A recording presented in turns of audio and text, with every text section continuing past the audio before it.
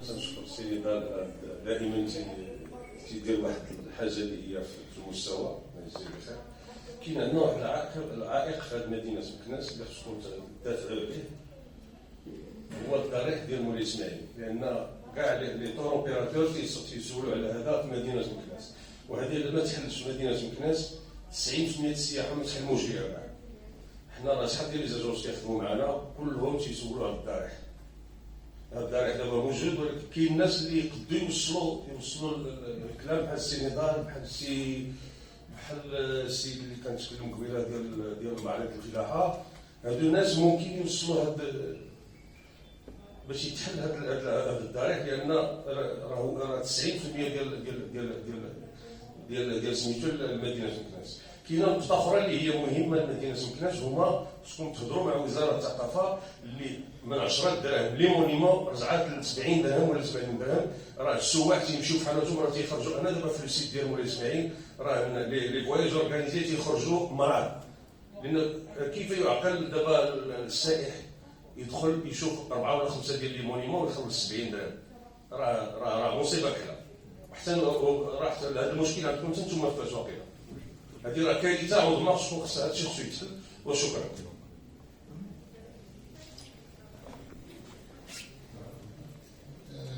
Je tiens à remercier les professionnels du tourisme pour nous avoir toujours associés à leurs initiatives. Vraiment, ce sont d'excellentes initiatives. Dans celle-ci d'ailleurs, une excellente initiative et surtout une très très bonne conception. Même si j'ai déjà des petites remarques, mais une très très bonne conception. Il faut remercier vraiment les concepteurs.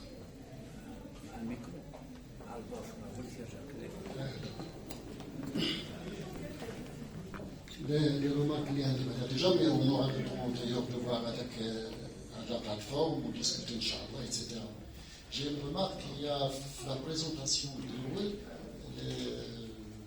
la voix off disait dont l'objectif est de présenter les villes de la région. Moi, je préfère les préfectures et provinces de la région. Parce que quand vous dites les villes, le rural n'y est pas.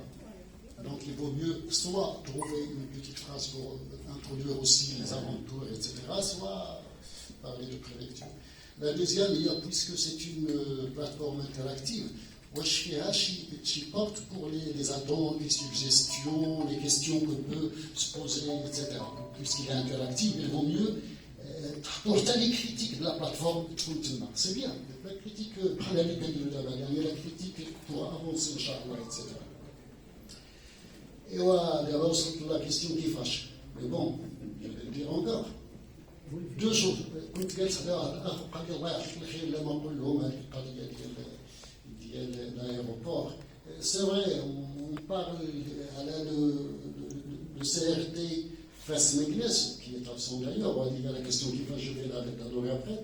كان هضروا على la région Fès Meknès, mais مازال هذاك l'aéroport Fès سيسما ما بغاوش يبدلوه، ما بغاوش يديروا Fès Meknès. Qui prennent là, il faut militer, comme vous faites toujours. Sénégal, continue. Oui, continuons ensemble. Oh, j'aime la question qui est fâchée. C'est vraiment dommage qu'on soit vraiment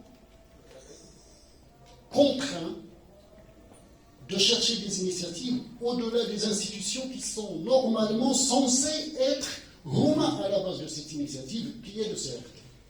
CRT, c'est un vrai problème. Un vrai problème. Il faut régler le problème, sinon on va prendre un cas. Déjà, je vous remercie parce que vous l'avez complètement. Il y a une initiative qui se font à l'extérieur du CRT. Le CRT. Voilà qu'il n'y a pas un financement via le ministère. Il faut donc faire à ce que le CRT soit représentatif, soit légal, soit légitime. Merci.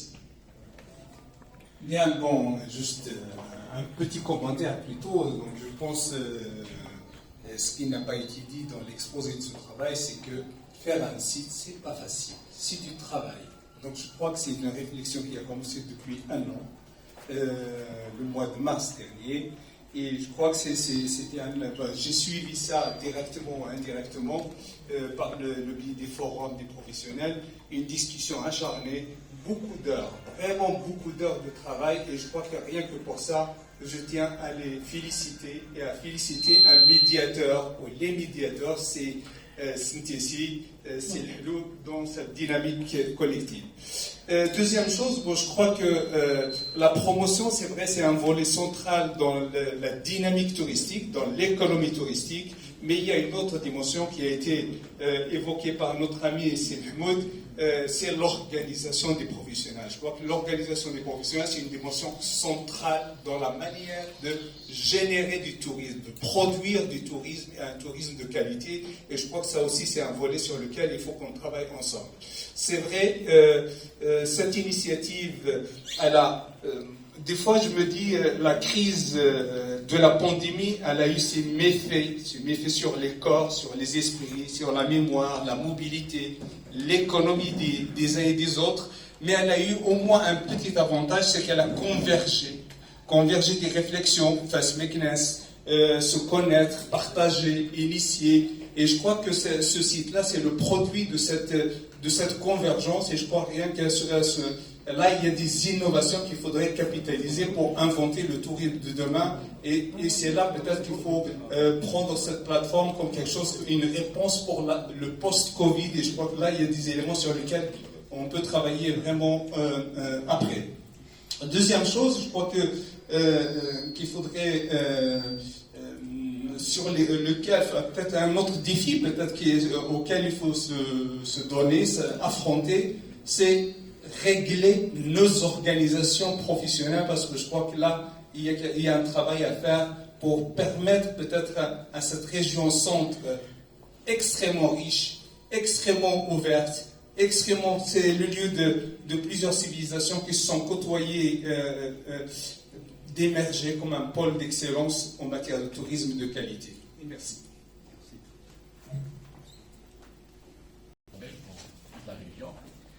Ce qui a retenu mon intérêt, c'est qu'avec la mouvance actuelle et le rapprochement entre le Maroc et Israël, en ce qui concerne l'encouragement du tourisme israélien, est-ce que la région peut vraiment construire un produit d'appel pour encourager le tourisme juif? Je parle de façon mince, etc. Merci. Ou du moins celle que j'ai notée. Effectivement, cette année, en tant que professionnel du tourisme, a évoqué un sujet qui nous tient tous à cœur et qu'on a déjà beaucoup défendu et qu'on continuera à défendre, celui de l'ouverture du mausolée Moulay Ismaïl, qui est une autre activité touristique majeure de notre région, qui avait dans le passé le mérite d'être le seul lieu de culte ouvert aux non-chrétiens, qui est quelque chose de très important et qui avait aussi comme avantage d'être le seul lieu où l'accès était gratuit. Du jour au lendemain, cette richesse régionale s'est retrouvée d'une part fermée pour rénovation, et encore une fois à l'initiative de Sa Majesté, qu'on ne cessera jamais de remercier pour tout ce qu'il fait pour le pays. Et effectivement, nous devons continuer à défendre et à militer pour la réouverture et pour la gratuité de la visite de ce monument. Comme nous devons continuer avec le ministère de la Culture, et là je profite de la présence de Citali à notre réunion pour réviser les prix pour les visites qui sont, au sens de tout un chacun, exagérés. Je connais toute son influence au sein des autorités de la tutelle et de tout son entre-gens, et je sais qu'il a tous les moyens et particulièrement toute l'envie de rendre service au tourisme dans la région en activant ou là en remettant à l'ordre du jour la discussion à ce sujet. La deuxième question qui est venue de la part de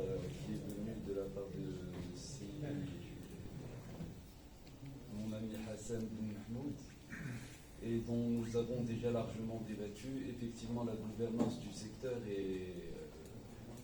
est très mal en point et la crise du Covid a montré toute la fragilité de nos structures et nous impose une révision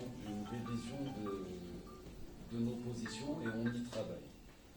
Pour la région de Fès-Meknès, c'est encore plus flagrant et effectivement nous avons des oppositions, mais je peux vous assurer qu'avec tous les confrères qui sont ici présents, et je parle du président de l'association régionale des guides, qui est aussi le président de la Fédération nationale des guides, du président de l'association régionale qui est aussi le président de la Fédération nationale, moi-même et bien d'autres, nous sommes, je le dis officiellement, nous sommes le CRT de la région parce que la région est composée par les présidents d'associations. Maintenant, certaines oppositions nous empêchent de travailler de manière aussi volontaire qu'on le fait tous les jours et nous les appelons. Grâce à vous, à se joindre à l'effort que nous faisons pour parvenir à faire un travail digne de notre région et qui honore le passé de la région. Dans le discours, quelqu'un a dit la région Fès-Meknès est le berceau de la civilisation marocaine.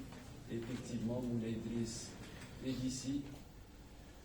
La dynastie alaouite est d'ici. Les Mérinides sont d'ici. Les Amazirs sont d'ici. Et puis je finis à la dernière et le judaïsme, pour répondre à mon ami Mustafa aussi, a pour origine cette région. Alors, pour Mustafa, effectivement, entre Fès, Meknès, Fro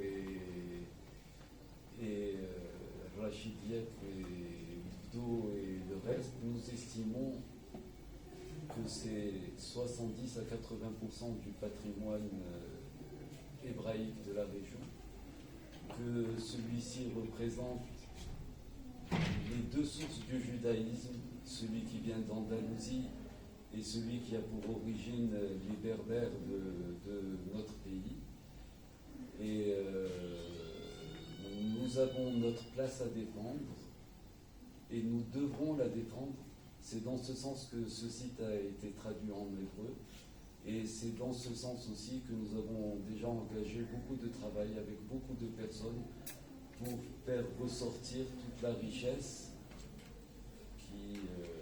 de ce patrimoine qui, je le suis sûr, amènera beaucoup de visites. Voilà. Silas, vous avez des cyclistes quand on va alors, une spécialité. Pour un pèlerin, par exemple, qui descend à Fès, un peu les juifs. Il peut découvrir un petit peu la mémoire historique de son peuple. Qu'est-ce qu'on peut lui suggérer comme découverte? Quand il s'en fait, il ne va pas signer une minute ou deux en Kness parce qu'il y a des minutes, je pense. Alors, là, vous m'obligez à divulguer des choses que je n'ai pas. Mais je suis quelqu'un de bavard et je considère tout le monde comme étant mes amis. Il se trouve que dans notre région, et plus particulièrement dans la ville que je connais le mieux, nous avons les deux principales sources de la culture judaïque au Maroc,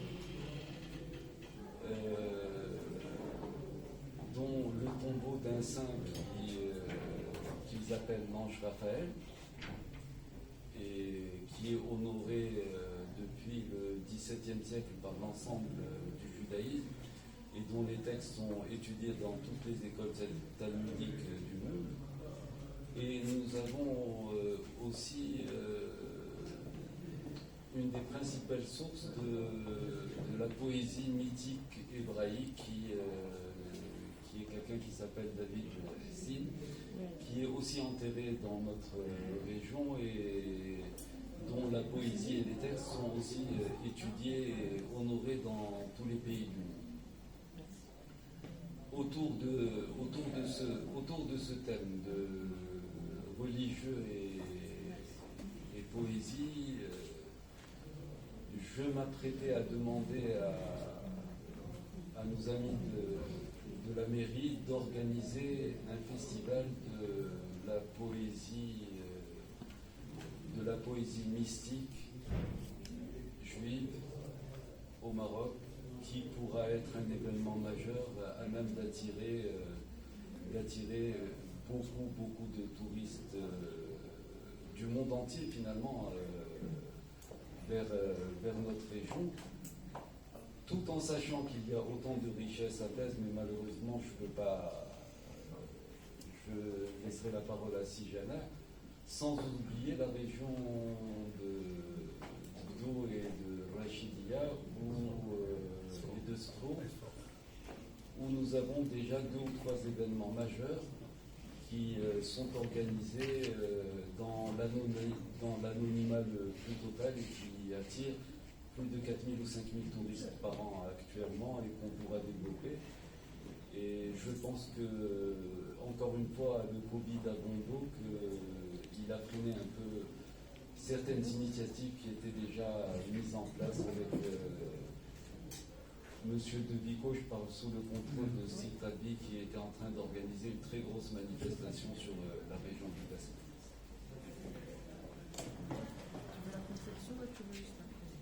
Pour répondre à la question concernant la conception de cirque, je vais vous donner un exemple vivant. Moi, je travaille avec une agence américaine, Gateway. Nous avons déjà mis en place des circuits appelés Jewish Heritage, l'héritage juif, par exemple. Au lieu de passer 2 nuits à Fès, on leur ajoute une 3e nuitée afin de leur faire découvrir, par exemple, sur les pas de Maïmonide. Déjà, le sujet Maïmonide, avec un déjeuner ou un dîner au restaurant de Moshi Ben Maïmoun au quartier moderne, avec une présentation de l'histoire juive par un rabbin. Donc, la présentation historique à travers la visite de la Médina. La Maïmonide, il a enseigné à la Karaoui, comme ça. Il parlait cette langue, on leur fait découvrir son livre Les Égarés, etc. Et puis on leur fait découvrir des sites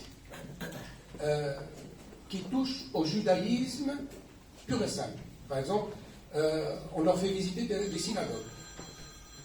Et dans les synagogues, par exemple, on a une synagogue qui date du XIVe siècle en Fès, Fessiyim, et la synagogue qui date du XVIIe siècle,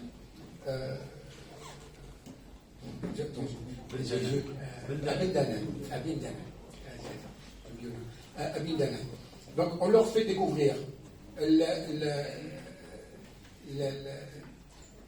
une cour d'appel juive dans le quartier moderne, et par la même occasion on fait un brassage historique pour mettre en avant un sujet donné, par exemple, sur les pas de Maïmonide. Sur les pas de Maïmonide, en découvrant le Mellah, déjà la présentation qui se fait, c'est une présentation profondément culturel. Donc, on va dans les détails. Par exemple, pour un circuit normal, on n'a pas le temps, parce que le matin, on commence par une vue panoramique, et on accède à la Médina. On commence la visite piétonne juste après. Donc vous avez 3 heures, plus le déjeuner, et l'après-midi, on fait un tour des remparts. Donc le tour des remparts, il comporte la visite du quartier juif. Donc vous avez 2h30. 2h30, ce n'est pas suffisant pour bien découvrir l'aspect juif du Maroc. Donc ça commence par une présentation historique dans le bus, et puis, les gens qui viennent dans un circuit. Pour les gens qui viennent en individuel pour un séjour, là, on a amplement le temps de leur faire découvrir le judaïsme local, à travers Sfron, à travers Wazzen, à travers Rachidia de Magalsi. Donc, point de vue, je dirais, spirituel, notre région regorge de curiosité spirituelle. Et le circuit Jewish Heritage, c'est un vrai succès par lequel on a très bien travaillé. On est passé de 25 000 clients à 120 000 clients en une année, avec des étoiles. Donc un dessert automatique sur la Souera. Souera, c'est un autre volet. C'est un autre volet. Mais le judaïsme في المغرب. Le programme, je ne vais pas vous dévoiler tous les secrets, mais à travers la plateforme ou à travers un contact direct, je pourrais éventuellement vous faire des circuits qui touchent au judaïsme dans tout le Maroc. Ce qui m'a étonné, il y a des circuits qui se montent ici au Maroc avec des agences marocaines, comme le circuit qui est séparé. Ils sont de faire, ما كاينوش مكناس بورطوغيز مثل العاد وكاين واحد الذكاء قوي c'est pas ce que vous êtes au courant, non? Bien sûr. Moi, je vendais la ville de Meknès à travers la ville de Fès. C'est là où la démarche doit être une démarche collective. Quand on vend la ville de Fès, moi quand j'ai commencé à travailler dans les années 90, on vendait 2 excursions pour Meknès, les restaurateurs ou les hôteliers, on vendait Meknès 2 fois par semaine. Lundi pour le soc de Zgota, et on faisait Volubilis, le village saint de Molédris, et on finissait par Meknès. Donc, en faisant la promotion d'une ville de notre région, par transitivité, par la même occasion, on fait vivre toutes les autres villes du royaume. Ou si vous voulez plus de détails, plus de détails sur le judaïsme, je peux vous faire des programmes sans problème. Très bien, mais surtout, madame, avec une ouverture, ça stimule un petit peu l'aptitude même des professionnels. On demande des enfants, des filles, si vous voulez qu'on organise une table ronde, un repérage pour vous, la fédération des guides peut être à votre disposition dans tout le royaume du Maroc, sans le moindre problème. Moi, je vais juste rajouter une petite chose. C'est Mustafa. Vous allez vous poser la question si vous voulez. Non. Il faut quand même admettre une réalité. Nous sommes dans une région dont le tourisme culturel et spirituel constitue une priorité. La région Fès-Meknès, c'est une région dont le tourisme culturel, c'est une destination. La région est une destination culturelle par excellence, d'une part. D'autre part, c'est une destination spirituelle aussi. Quand on parle du tourisme religieux en général, qu'il soit le tourisme religieux musulman, le tourisme religieux juif, au fait, c'est une région qui regorge justement tous ces atouts qui font d'elle une région avec une entité différente à beaucoup d'autres régions du Maroc. Donc, que ce soit le tourisme religieux, vous savez, nous parlons du tourisme israélite, mais on oublie tous de parler de ce tourisme africain spirituel. Attention, c'est un atout très important qui n'est du tout pas développé. C'est la raison pour laquelle j'ai dit tout à l'heure, est-ce qu'on est réellement convaincu et prêt à donner à cette région ce qu'il mérite? C'est là où il y a le problème. Ce n'est pas les programmes, ce n'est pas les circuits, ce ne sont pas les séjours, c'est plutôt cette volonté. Est-ce que nous avons cette volonté pour que cette région, justement, démontre ce qu'elle a comme potentialité? C'est important. La question, elle est là.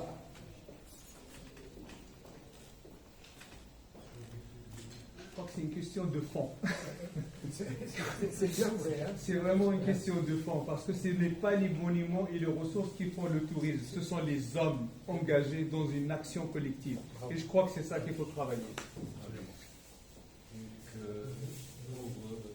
Pour finir de répondre aux questions, et c'est une question qui revient à chaque fois qu'il y a un événement concernant le tourisme dans notre région, c'est la dénomination de l'aéroport Fès Meknès, pour laquelle aussi nous avons milité, que nous continuerons à militer, et là je m'exprime au nom de tous les professionnels ici présents. Je sais qu'aucun d'eux ne ménage le moindre effort pour avancer dans ce sens, mais que malheureusement jusqu'à présent nous avons reçu des réponses qui n'étaient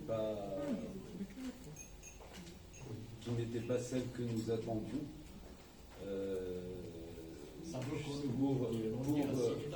Pour être totalement exhaustif et rendre à César ce qui appartient à César, je sais que si Boineau et si Rachid Talbi est là, qu'il en a fait un sujet d'ordre national, qu'il a impliqué le Premier ministre, il a posé la question au niveau du Parlement, au niveau du ministère du Tourisme.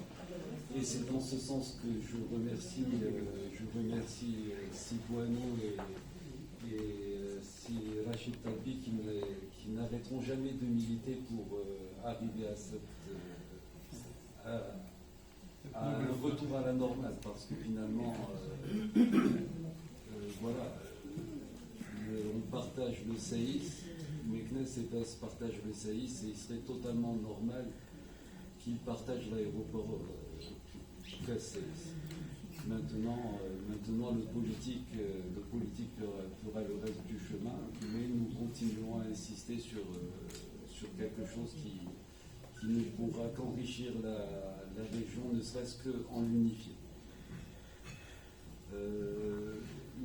Dans les questions qui se sont posées, on a aussi parlé d'écotourisme et de tourisme rural, dans la mesure où une petite remarque a été faite concernant le site, où on parle de Meknès, Hajj, Baz et les autres villes, sans parler de tout ce qui se passe entre les villes.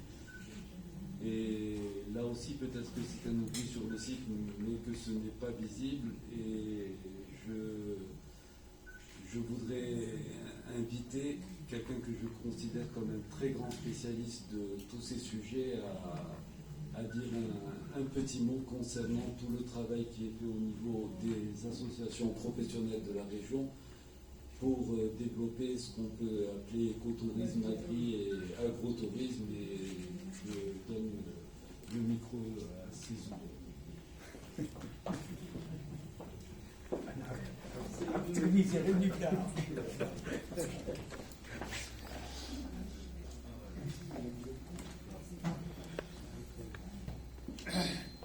Je pense que les ressources sont là.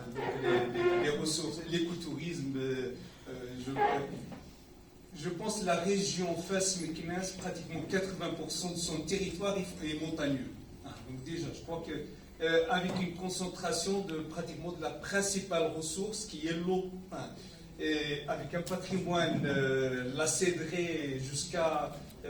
mais je crois que ce qui manque, c'est vraiment la visibilité de ce produit écotourisme à l'échelle de notre territoire. Donc je crois que c'est là, cette visibilité, en termes de... à travers des circuits, à travers peut-être... on a énormément de travail qui est individualisé. Chacun a ses petits circuits, chacun a ses recettes, mais comment peut-on converger pour parler du territoire? Parce que plus on vend le territoire comme destination, comme un pôle patrimoine, nature, culture, il y aura des retombées collectives et individuelles. Je crois que c'est cette équation qu'il faut inverser, à mon avis. Et donc l'écotourisme... Meknès, par exemple, ça fait 20 ans que j'entends parler de Meknès, on a le produit culture. Or, même rien qu'à Meknès, on peut faire de l'écotourisme à 30 km d'ici, dans un massif montagneux, et on a un site shed qu'on partage avec Fès et Moulay Yacoub qui est très riche en matière de pratiques touristiques, etc. Mais on a aussi des plaines qui sont en termes d'agro-tourisme, qui sont très réputées. Donc je pense que 80% du vin marocain est produit ici, mais aussi il y a aussi pas mal d'initiatives d'agroécologie, de producteurs de bio, champignons, fromage de chèvre, etc. Donc qui permettent peut-être cette richesse de produits terroirs qu'il faudrait valoriser à travers des festivals, à travers des pratiques, à travers du tourisme en circulation, en mobilité. Voilà un peu rapidement, parce que sinon je peux en parler 4 heures, mais je limite. Voilà. Je peux juste dire une parenthèse, je crois que c'est pour ça que Nidal m'a interpellé, c'est que on a, durant cette période de confinement, etc., bon, c'est vrai, on s'est beaucoup retrouvé avec pas mal d'amis, c'est Samir, Maha, Alaoui et d'autres, à réfléchir. Qu'est-ce qu'on en fait? Et donc, on a réfléchi sur la production d'une capsule. On aurait souhaité vous la partager de 3 minutes, peut-être on la mettra. Deuxième chose, on a réfléchi sur comment peut-on converger, comment peut-on peut-être vendre une destination en mettant peut-être articuler l'activité tourisme, médina, patrimoine, etc., avec un tourisme de séjour dans l'arrière-pays, par exemple, l'agro-tourisme, mais comment aussi intégrer l'artisanat comme une activité, avec aussi des ateliers d'apprentissage chez les artisans, en suscitant un tourisme familial. Et je crois que là, il y a vraiment des choses qu'on peut partager avec Fès, parce qu'il y a des mêmes dynamiques et c'est extrêmement intéressant. Si tu peux faire la présentation. Donc tu t'installes. Donc c'est juste pour en parler avec les amis de Fès pendant cette période de confinement. Comme a dit Cézobé, les professionnels de Meknès ont travaillé ont réfléchi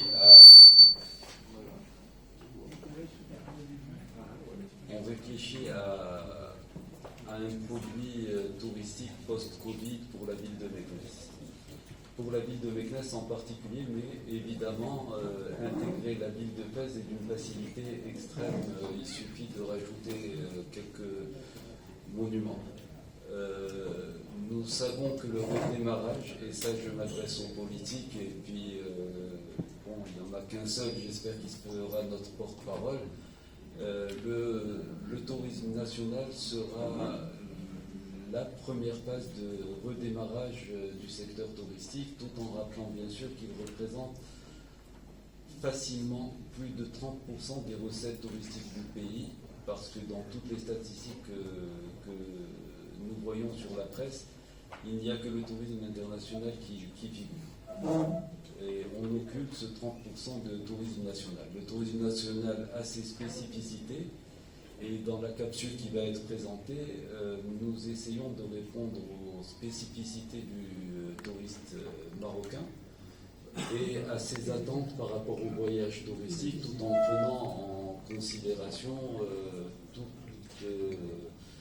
toutes les contraintes dont notre région peut se plaindre. notamment un climat chaud, l'absence du côté sport nautique, etc., dans notre région. Donc nous avons essayé de présenter quelque chose qui peut pallier à tout ça et de présenter un produit qui est adapté aux touristes marocains, bien sûr en espérant le développement des infrastructures concernant la réception de ce tourisme. Et je tiens à rappeler que ce tourisme représente 30% des recettes touristiques au niveau national.